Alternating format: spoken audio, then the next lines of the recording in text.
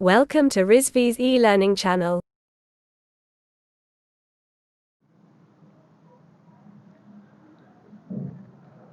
Hello guys, good afternoon to all of you. Guys, we are discussing about the topic of ultrasonic welding.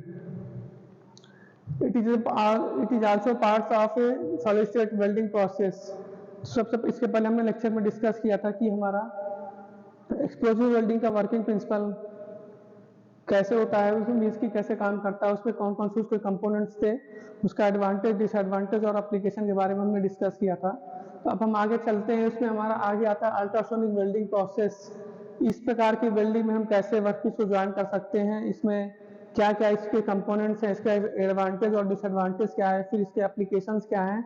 तो guys इसके बारे में हम यहाँ पे डिस्कस करेंगे। तो जैसे यहाँ पे दिखाया गया है कि हमारे यहाँ पे एक डायग्राम बना हुआ जो कि अल्ट्रासोनिक वेल्डिंग का है। सबसे पहले हम बात करते हैं इसके कंपोनेंट्स की। तो कंपोनेंट सबसे पहले हमारे यहाँ पे आता है ट्रांसड्यूसर। ट्रांसड्यूसर की बात करते हैं तो एक्चुअली इसका काम क्या होता है कि ये वाइब्रेटरी एनर्जी को ट्रांसमिट करती है, किसको, सोनोट्रोन टिप को। इसका काम होता है ट्रांसड्यूसर का कि हाई फ्रीक्वेंसी के साउंड को क्या करता है, ट्रांसमिट करती है, किसको, सोनोट्रोन टिप को, जिससे हमारा वर्कपीस पे क्या होता है कि ऑसिलेटिंग प्रेशर मीन्स की अगर हम बात करते हैं कि ऑसिलेटिंग वाइब्रेशन इसका मिलता है, जिस वजह से वर्कपीस हमारा क्या होता है, प्लास्टिक फॉर्म में आता है। फिर हमारा वर्कपीस क्या होता है, ज्वाइंट हो जाता है, जो कि ऑसिलेटिंग वाइब्रेशन मीन्स की वो एक प्रकार से हमारा प्रेशर का काम करता है, मीन्स की इम्पैक्ट का काम करता है, जिस वजह से हमारा जो वर्कपीस होता है वो प्लास्टिक फॉर्म में आता है। फिर हमारा वर्कपीस क्या होता है, ज्वाइंट हो जाता है। तो एक्चुअली गाइस यहाँ पे हम सबसे पहले देखते हैं कि हमारा जो कंपोनेंट्स है यहाँ पे ट्रांसड्यूसर, जिसका काम होता है कि हाई फ्रीक्वेंसी पे साउंड को ये क्या करता है, ट्रांसमिट करता है, किसको, सोनोट्रोन टिप को।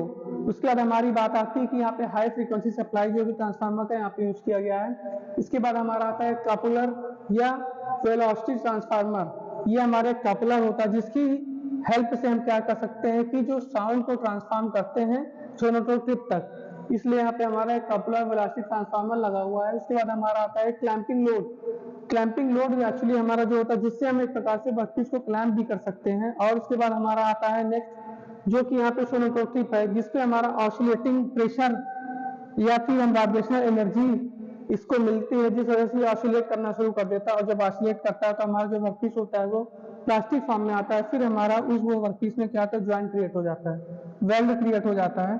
तो एक्चुअली यहाँ पे नीचे हमारा एक एनिमल होता है जो कि वर्कपीस को सपोर्ट का काम करता है। उसके बाद हमारा एक क्लैंपिंग लोड होता है जिसके बीच में हम क्या कर सकते हैं, फोर्स अप्लाई करके हम वहाँ पे वर्कपीस को फंसा देते हैं, क्लैंप कर देते हैं। फिर हमारा यहाँ से पावर सोर्स हमने ऑन किया, फिर हमने यहाँ पे ट्रांसड्यूसर जो कि हमारा हाई फ्रीक्वेंसी साउंड को भी क्या करता है, ट्रांसमिट करता है, किसको, कपलर वेलोसिटी को। तो सबसे पहले हमने बात की कि इसको जो कंपोनेंट थे, यहाँ पे हाई फ्रीक्वेंसी ट्रांसफार्मर का सप्लाई ट्रांसफार्मर लगाया गया है जिसकी वजह से सप्लाई दी जाती है ट्रांसड्यूसर को। ट्रांसड्यूसर क्या काम करता है कि हाई फ्रीक्वेंसी में ये साउंड को क्रिएट करता है, फिर क्या करता है, ट्रांसफॉर्म करता है, किसको, कपलर वेलोसिटी ट्रांसफार्मर को। फिर वो क्या करता है, वो सोनोट्रोन टिप तक यहाँ पे वाइब्रेट करता हुआ यहाँ पे आता है वर्कपीस पे। अब ये हमारा क्लैंपिंग लोड होता है जो कि वर्कपीस को क्लैंप करता है। फिर हमारा एक वाइब्रेशन एनर्जी होती है जिस वजह से हमारा वर्कपीस क्या होता है, मेल्टिंग पॉइंट में वो सॉरी प्लास्टिक फॉर्म में आता है। अब यहाँ पे एक एनुअल होता है, एनुअल क्या काम करता है, सपोर्ट करता है। ये हमारा पाइवट होता है जो कि पिवोट होता है, जो कि हमारा इस पूरे ऑपरेशनल जो मशीन होती है वेल्डिंग मशीन उसको सपोर्ट देता है। उसके बाद हमने बात की कि हमारा ये था कि इसके कंपोनेंट्स थे। अब उसके बाद हमने बात की कि वर्किंग प्रोसेस या फिर बात करते हैं कि वर्किंग प्रिंसिपल कैसे हमारा अल्ट्रासोनिक वेल्डिंग कैसे वर्क करता है।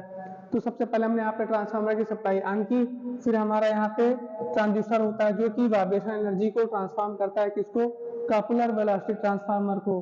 फिर हमारा कपलर वेलोसिटी ट्रांसफार्मर क्या काम करता है, इस चीज से हमारा वर्कपीस और एनुअल के बीच में हमारा वर्कपीस क्या होता है, क्लैंप हुआ होता है, जिस वजह से अब ये सोनोट्रोन टिप ये ट्रांसफॉर्म करके किसको देता है, सोनोट्रोन टिप को, जिस वजह से हमारा ये वाइब्रेट करना शुरू कर देता है, मींस की वाइब्रेटरी एनर्जी इसको मिलने लगती है, जिस वजह से हमारा जो यहाँ पे ऑसिलेटिंग प्रेशर क्रिएट हो जाता है। ऑसिलेटिंग प्रेशर क्रिएट होगा तो हमारा ये हमारा आगे पीछे होगा, जिस वजह से जो वर्कपीस होगा वो हमारा प्लास्टिक फॉर्म में आएगा, मीन्स की मेल्टिंग पॉइंट में आने से पहले ही हमारा क्या होगा, वर्कपीस क्या होगा, ज्वाइंट हो जाएगा।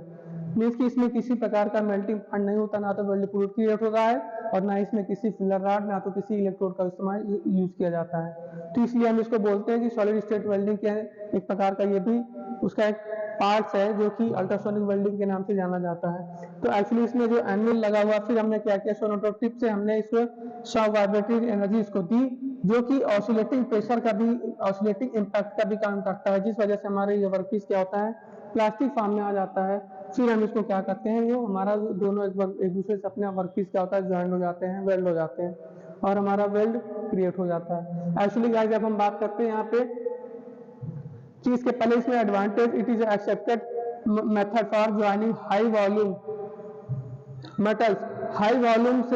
हाई वॉल्यूम एडवांस मीन्स कि इसमें जो वर्कपीस हमारे ज्वाइंट होते हैं, हाई वॉल्यूम के इसमें मेटल्स को हम ज्वाइन कर सकते हैं। मीन्स कि इसकी जो वेल्डिंग जो टेक्निक होती है वो उसके हाई फ्रीक्वेंसी और हाई वॉल्यूम के हमारे वर्कपीसेस में ज्वाइन कर सकते हैं।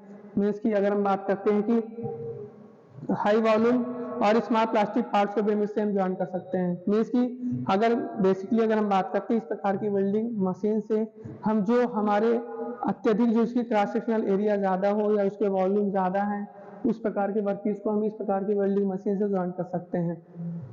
उसके बाद आता है कि हमारा इसका डिसएडवांटेज क्या है। बेसिकली ये 200 सेंटीमीटर स्क्वायर के एरिया को ही, मीन्स कि इसका जो एक्चुअली जो वर्कपीस को वेल्ड करने के जो इसके एरिया मैक्सिमम है वो 200 मीन्स कि 200 सेंटीमीटर स्क्वायर की क्रॉस सेक्शन एरिया वाले वर्कपीस को ही क्या कर सकते हैं, ज्वाइन कर सकते हैं, वेल्ड कर सकते हैं। और इसमें हम बात कर सकते हैं या फिर उससे 200 सेंटीमीटर स्क्वायर वाले क्रॉस सेक्शन एरिया वाले वर्कपीस को ज्वाइन कर सकते हैं या फिर उससे कम क्रॉस सेक्शन एरिया वाले वर्कपीस को ज्वाइन करेगा। इसका ये डिसएडवांटेज ये था। अब उसके बाद हमने बात की कि इसका एप्लीकेशन क्या होगा। तो इस वजह से हम दोनों प्रकार के सिमिलर और डिसिमिलर दोनों वर्कपीस को इस प्रकार की वेल्डिंग से हम ज्वाइन कर सकते हैं। इससे हम बट वेल्डिंग को भी हम ज्वाइन कर सकते हैं, बट वेल्ड भी बना सकते हैं। उसके बाद हमारा इसमें आता है लैप ज्वाइंट भी हम इससे क्रिएट कर सकते हैं। प्लास्टिक शीट्स को भी हम इस प्रकार की वेल्डिंग से ज्वाइन कर सकते हैं। तो ये था हमारा इसका एप्लीकेशन, और इसमें पॉलीमर्स को भी हम इसमें ज्वाइन कर सकते हैं। तो ये हमारा था अल्ट्रासोनिक वेल्डिंग, इसका वर्किंग प्रोसेस। यहाँ पे गाइस इसको नोट डाउन कर लीजिएगा आप लोग। उसके बाद इसके फिगर को, डायग्राम को बना लीजिए। उसके बाद हमारा एप्लीकेशन और डिसएडवांटेज और एडवांटेज हमने बता दिया, इसके कंपोनेंट्स हमने बता दिया, कैसे वर्किंग करता है वो भी हमने बता दिया। एक्चुअली गाइस ये भी एग्जाम में बहुत बार पूछा जाता है ये, और इम्पोर्टेंट टॉपिक भी है। ओके गाइस, अब आगे हम इसमें चलेंगे। हमारा जो अगला टॉपिक आएगा लेजर बीम वेल्डिंग, जो कि हमारा अगला टॉपिक है सॉलिड स्टेट वेल्डिंग का। ठीक है गाइस, उसमें हम आगे डिस्कस करेंगे। इसको आप एक बार टॉपिक को फिर से आप इसको रिवाइज कर लीजिएगा, एक बार फिर से देख लीजिएगा। Okay guys, thank you.